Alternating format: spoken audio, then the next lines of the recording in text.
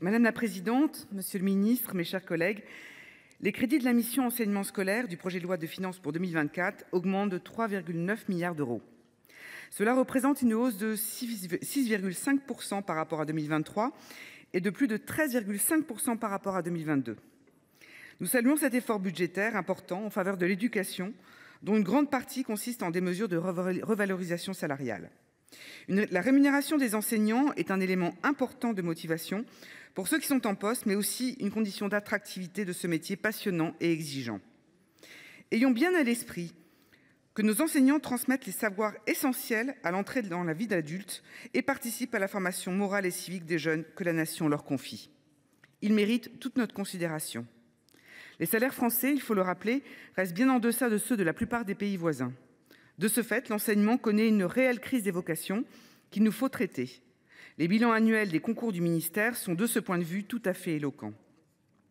La voie tracée par ce budget permet donc d'assurer le rattrapage salarial qui s'imposait et d'offrir des conditions de travail plus attractives à nos maîtres et professeurs.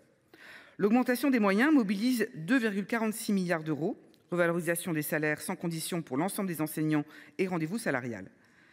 900 millions d'euros permettront également d'assurer la mise en œuvre du pacte enseignant pour les personnels acceptant des missions supplémentaires, remplacement de courte durée, suivi individualisé. Toutefois, cette augmentation très conséquente des moyens doit s'accompagner rapidement de résultats tangibles. Notre groupe s'alarme en effet de l'incapacité d'une partie des élèves à maîtriser les savoirs fondamentaux, lecture, écriture et calcul. Aussi, nous attendons avec intérêt le fameux choc des savoirs annoncé récemment. Nos enseignants sont aussi en première ligne pour détecter le harcèlement scolaire. 1 jeune sur 10 est victime de violences physiques et verbales répétées, 1 sur 5 de cyberharcèlement. La lutte contre ce fléau doit être menée frontalement.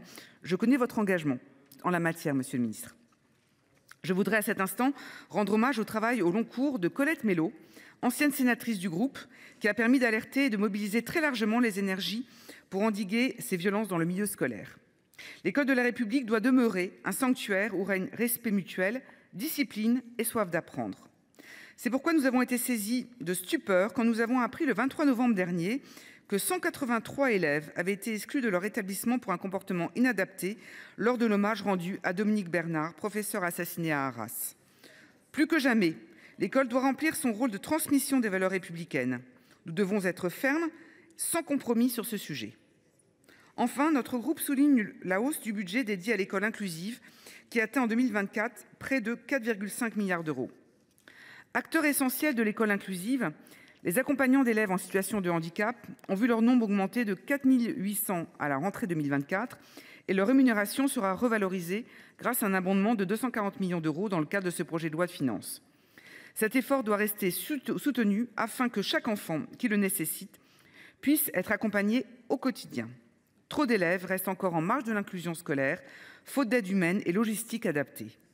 En tout état de cause, je suis très circonspecte sur l'article 53, qui introduit une réforme systémique de l'école inclusive, avec la création des pôles d'appui à la scolarité, en lieu et place des pôles inclusifs d'accompagnement à la scolarité, les PIAL.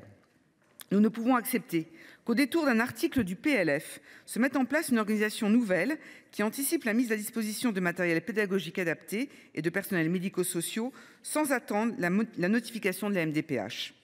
Il nous paraît aussi impensable de réfléchir à la mise en œuvre du parcours de scolarisation d'un enfant sans sa famille, qui connaît le mieux ses besoins. Pour conclure, notre groupe souligne également l'importance de la lutte contre le décrochage scolaire. Il s'agit de miser sur l'insertion en renforçant les filières professionnalisantes, mais surtout avec une orientation bien plus précoce dès le début du collège. Les parcours en alternance et l'apprentissage ont démontré leur efficacité et leur attrait auprès des jeunes. Nous devons plus que jamais accompagner ces filières d'excellence et aider chacun d'entre eux à trouver sa voie, qu'il s'agisse de poursuivre des études longues ou de rejoindre le marché du travail.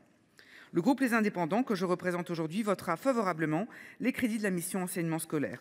Je vous remercie. Merci Madame Darcos.